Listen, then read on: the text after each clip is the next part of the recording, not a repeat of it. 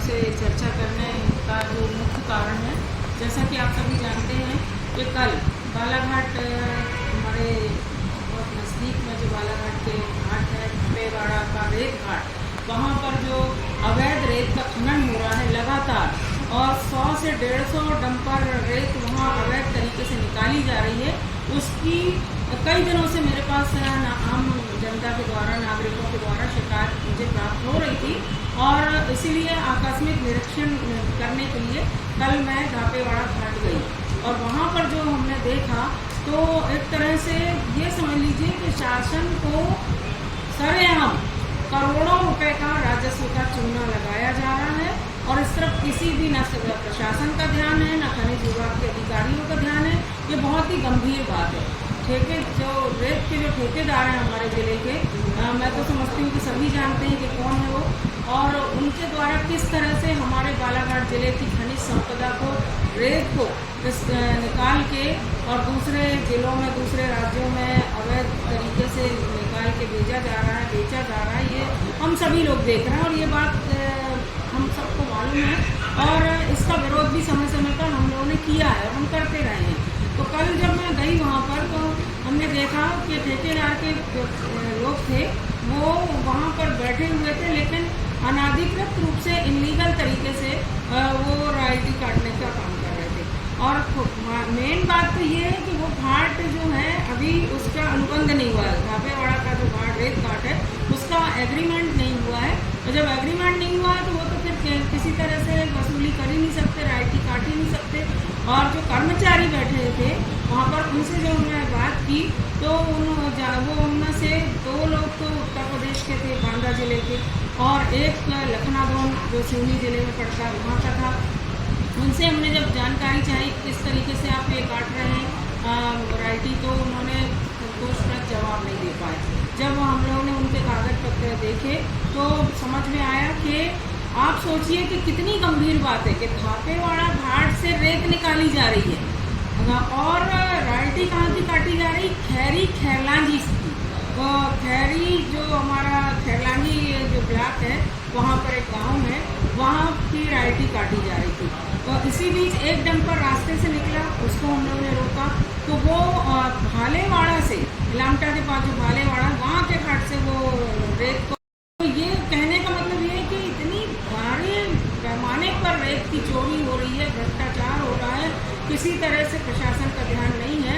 अब जब हमने फिर खनिज विभाग के अधिकारियों को फ़ोन किया, जब जिला खनिज अधिकारी उनसे बात की, तो उन्होंने पहले तो ये कहा कि ठीक है मैडम, मैं भिजवाता हूँ। उसके बाद कुछ देर बाद फिर हमने जब संपर्क साधा तो उन्होंने कह दिया कि मैं तो अभी भोपाल में हूँ और मैं अपने मातहत अधिकारियों को भिजवाता हूँ। फिर 1.5 घंटे बाद, जबकि बालाघाट से ढापेवाड़ा की दूरी मुश्किल से 10 किलोमीटर है, लेकिन 1.5 घंटे बाद खनिज अधिकारी आए, खनिज इंस्पेक्टर आए, और उन्होंने फिर 6 डंपर मौके पे पाए गए। उनकी जब्ती की कार्रवाई हमने खुद खड़े रह के करवाई, और फिर पुलिस विभाग को भी सूचना दी गई। तो पुलिस विभाग के भी यहाँ के थाना प्रभारी अपने नए स्टाफ के साथ आए। तो कहने का मतलब ये है कि कितने बड़े पैमाने पर रेत का अवैध खनन हो रहा है, चोरी हो रही, और ज़्यादातर डंपर बाहर से आ रहे हैं। सिवनी ज़िले की बहुत बड़ी संख्या में यहाँ पे आ रहे हैं। यहाँ की रेत जबलपुर तक जा रही है, पूरे इनलीगल तरीके से रेत का खनन हो रहा है, और इस पर हमारे ज़िला प्रशासन का ध्यान आकृष्ट कराना जिम्मेदारी है हमारी, और ज़िला प्रशासन को इस पर ध्यान देना ही चाहिए, क्योंकि सभी जानते हैं कि बहुत बड़े पैमाने पर यहाँ रेत की चोरी हो रही है। और जो ठेकेदार के लोग हैं वो बाहर ज़िले के हैं, बाहर प्रदेश के हैं, उनका कोई पुलिस वेरिफिकेशन नहीं हुआ है, कोई उनके ऑथेंटिक वो अपनी जानकारी नहीं दे पा रहे हैं कि वो हैं कौन, क्या हैं। और मैंने कल भी कहा था, फिर आपके माध्यम से मैं कहना चाहती हूँ कि हमारा बालाघाट ज़िला 2 चीज़ों में हम कह सकते हैं, एक तो वन संपदा, खनिज संपदा और जल संपदा से भरपूर ज़िला है। दूसरी बात, हमारा ज़िला बेहद संवेदनशील ज़िला है, नक्सल प्रभावित ज़िला है। उसके बावजूद अगर बिना पुलिस वेरिफिकेशन के दूसरे स्टेट के लोग आकर यहाँ ठेकेदार के साथ मिलकर काम कर रहे हैं, तो ये समझ लीजिए कि आपराधिक गतिविधियों को बढ़ावा मिलेगा कि कम होंगी। ये भी एक सोचने वाली बात है।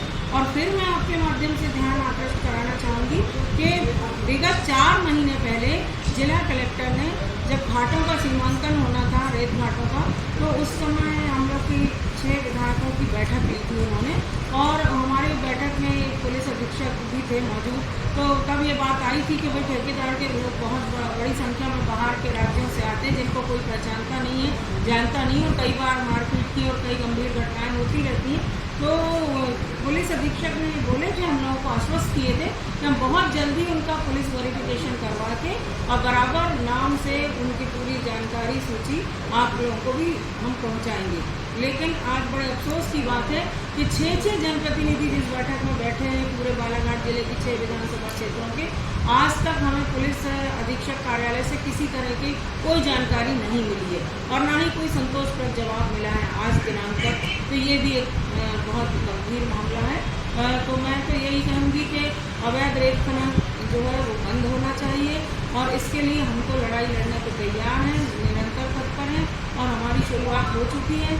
और अभी तो जिले के अन्य जितने भी घाट हैं जहाँ पर भी अवैध खनन हो रहा है उन सब पे रोकथाम लगाने के लिए हम जी तोड़ कोशिश करेंगे। एक तरफ खनिज अधिकारी कह रहे हैं कि आसपास जो डंप है, रेत जो डंप करके रखी गई है, बहुत बड़ी तादाद में रेत भी डंप कर की गई है। तो वहाँ पर हमने जब खनिज अधिकारी से जानकारी ली कि ये रेत के ढेर इतने सारे किस तरह से रखे हुए हैं, तो उनका कहना था डंप तो है, लेकिन ये हम लोगों ने इसकी जब्ती बना ली है। तो जब्ती बनी हुई है, उसमें किसी का कोई अधिकार नहीं है, शासन की संपत्ति है। लेकिन उसके बावजूद भी बड़ी हास्यास्पद बात है कि डंप की हुई रेत भी लोड की जा रही है डंपरों में और बाहर ले जाई जा रही है। और एक महत्वपूर्ण बात मैं आप लोगों का ध्यान आकृष्ट कराना चाहूँगी कि फॉरेस्ट के रिजर्व क्षेत्र में भी रेत का खनन हो रहा है। ये बहुत गंभीर मामला, हमने कल आंखों से देखा है। अब जहाँ तक सीमांकन हुआ वहाँ तक रेत ठेकेदार को पूरा अधिकार है, वो निकाल सकते हैं, उसमें किसी की कोई आपत्ति नहीं है, हमारी भी नहीं और किसी की होना भी नहीं चाहिए, लीगल है। लेकिन अगर रिजर्व फॉरेस्ट इलाके तक से भी रेत अगर निकाली जा रही है तो फिर कहने की बात है कि फिर वन विभाग क्या कर रहा है? इतना बड़ा जो फॉरेस्ट डिपार्टमेंट है वो उसका ध्यान क्यों नहीं जा रहा है इस तरफ? आज एक गरीब किसान, गरीब हमारे गाँव के भाई लोग जलाऊ लकड़ी के लिए अगर बैलगाड़ी से या साइकिल से एक गट्ठा लकड़ी भी ले आएंगे तो उनको फॉरेस्ट के कर्मचारी रोकेंगे, उनके साथ मारपीट करेंगे, अभद्र व्यवहार करेंगे, उनको फाइन करेंगे, उनकी जब्ती बनाएंगे, दुनिया भर से की तरह से उनको प्रताड़ित करेंगे।